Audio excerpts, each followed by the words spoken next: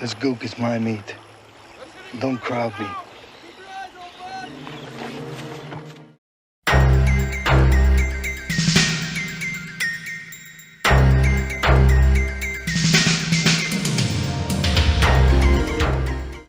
We are talking Tour of Duty episode 6 from season 2, known as Sleeping Dogs. And this is directed by Stephen Posey. Now, this to me was the standout episode of season 2. In actual fact, they released this episode along with another as a kind of a backup as a VHS movie here in the UK and was distributed as such. Now, this one stars Michael Madsen, who plays Sergeant Block, a sniper. Now, the interesting thing I think about this particular episode is that the character of Sergeant Block, played by Michael Madsen, is extraordinarily similar to that of Mr. Blonde. Now, this episode aired in February of 1989 and Reservoir Dogs came out in 92. So this actually came out 2.5 years prior to Reservoir Dogs. And his character is a complete psychopath, like his character, Mr. Blonde, in Reservoir Dogs.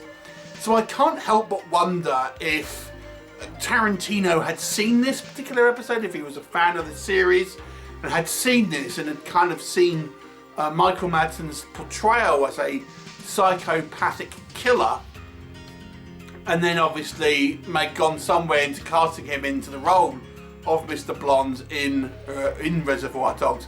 I have to say, I'd go so far to say, if you didn't know the dates of when these came out, and you thought this came out after Reservoir Dogs, you would think Tour of Duty was cashing in on the fact that Michael Madsen was Mr. Blonde in Reservoir Dogs. Their characters are that similar.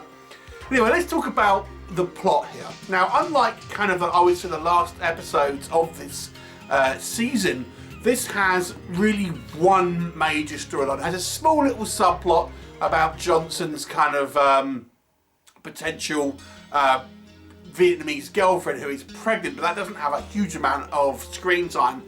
The bulk of the plot here focuses on the character of Sergeant Block, who is a sniper who has got, at the beginning of this episode, 39 confirmed kills, and seemingly is somewhat kind of doing it for the pleasure, you know.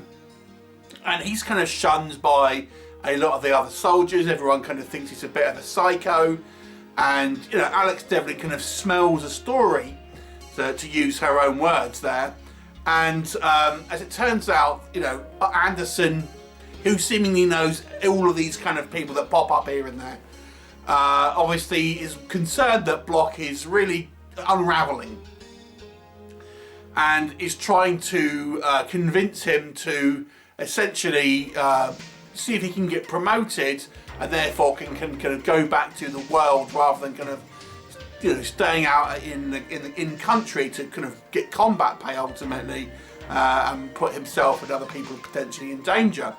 So they're essentially that they go on. There's a couple of missions within the movie that involve kind of snipers, and we see how kind of unstable Block really is, with the kind of the end of the episode culminating with Block essentially gunning down a kind of a sergeant major who kind of ultimately has a disagreement with him and kind of going on the run, and then basically having a kind of one-on-one duel with Anderson out in the woods. So let's talk about it. So as I say, I do think this is one of the strongest episodes, if not the strongest, of this particular kind of season. It's very much more out in kind of like the environment more than kind of a lot of these episodes in season 2. A lot of the episodes in season 2, you know, have been more kind of drama based, kind of you know, with elements of kind of more sort of character work here, and I think that this episode does have that, but it also has, you know, out humping the boonies and all of this, and out in the kind of like, you know, doing missions and obviously getting into kind of combat and stuff like that. So it does have that kind of, I think that the elements that made maybe season 1 the kind of the more fan favourite kind of season, but also has that kind of the more dramatic stuff that maybe kind of season 2 had, and ultimately I think this is the pinnacle of blending those two kind of styles to make this particular episode. And it's helped by, I think the cast of this season and this series as a whole, for the most part, do an excellent job. Our series regulars, I have to say, always deliver some fantastic acting. And I'm surprised at the actors in this series haven't gone on to do bigger and better things. But this particular instance, we have Michael Madsen playing Sergeant Block. It does a fantastic performance. It's very, very similar to Mr. Blonde. Now, obviously, I'm recording this in 2022, and these days Michael Madsen is kind of doing asylum flicks and kind of ultimately, I have to say, quite slumming it, doing these kind of low budget cameos in kind of horror flicks just to kind of make a living. But in these days, I think this is why Tarantino cast him, because he was a powerful on-screen presence. Mr. Blonde was, I think, nominated for one of the top kind of like cinema villains, top 10 cinema villains or something like that. And his character is so similar here, displaying that sort of that trigger-happy, unpredictable kind of like psychopath who you just would want to avoid.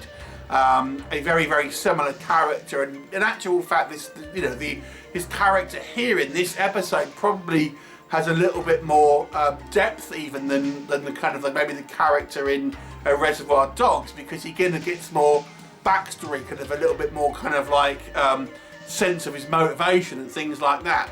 Now, I'm not taking anything away from obviously Reservoir Dogs, because that's obviously a fantastically made film, but here they have the kind of the time to concentrate on this one particular character, which I think really kind of benefits. And he does come across as genuinely menacing. If you watch this and kind of Reservoir Dogs, you'll be thinking, is Michael Madsen really like this? Is this kind of just him, kind of like he is kind of this kind of unhinged kind of like maniac in real life, and they just happen to kind of capture it on camera. So if you're a fan of Reservoir Dogs and have not seen this series or this episode specifically, I would highly recommend checking it out, because as I say, it's a very interesting movie when you consider this was before Reservoir Dogs. And I've got to say, the kind of the actual story here, because it is more of a singular focused story rather than the kind of like the smaller kind of story strands that we've had up until this point in this season, I think it has that much more impact.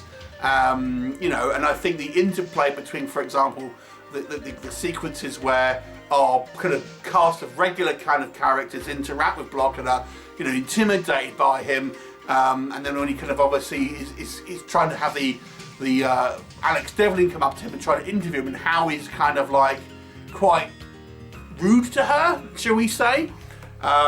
It's maybe, you would think maybe that he would get written up for that. Admittedly, it does have a little bit of unbelievability in it to a certain degree. It's certainly in regards to, I think, maybe how he kind of gets away with ultimately strangling Alex Devlin. But I think if I had to have one critique with this particular episode, and although I quite enjoyed it for a kind of, I want to say, cinematic experience, it's the kind of duel at the end with Anderson where I think it just gets a little bit silly, because I honestly don't know. Obviously, I'm not serving in the military, certainly wasn't serving in Vietnam, but it just strikes me as a little bit unrealistic with Anderson kind of going off on his own to try and track down Block when he kind of ultimately kind of goes rogue. Now, I actually quite like it in regards to a piece of entertainment, but this is one of those times where I feel the series kind of pushes the boundaries of what is a TV compared to a kind of a realistic portrayal of what would happen in the kind of the army. And I have to say, it's quite an emotional ending when Block clearly lets Anderson get the better of him, and ultimately has suicide by Anderson shooting him, giving him the opportunity, and then really that impact that it has on Anderson right at the end, and obviously now he has Dr. Seymour to kind of help him kind of through it. That was quite impactful. I just think it's not a particularly kind of like realistic and maybe a little bit kind of silly conclusion to the kind of the block and the kind of relationship. But outside of that kind of maybe a little bit of silliness, I think this is one of the more cinematic episodes. I think it's very well shot, very well acted, very well written by everyone involved. And to me, at least for this season, it's always been the standout episode for me. I've watched this episode repeatedly, so I kind of know it quite well out of any other episode in season 2.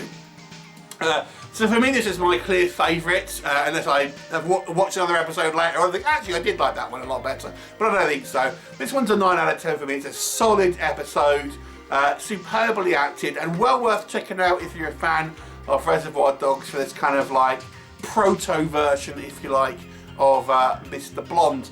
Again, 9 out of 10. Have you seen it? What did you think of this particular episode and Sergeant Blockings in particular there? Leave me a comment and I'll look forward to seeing you next time. Bye for now.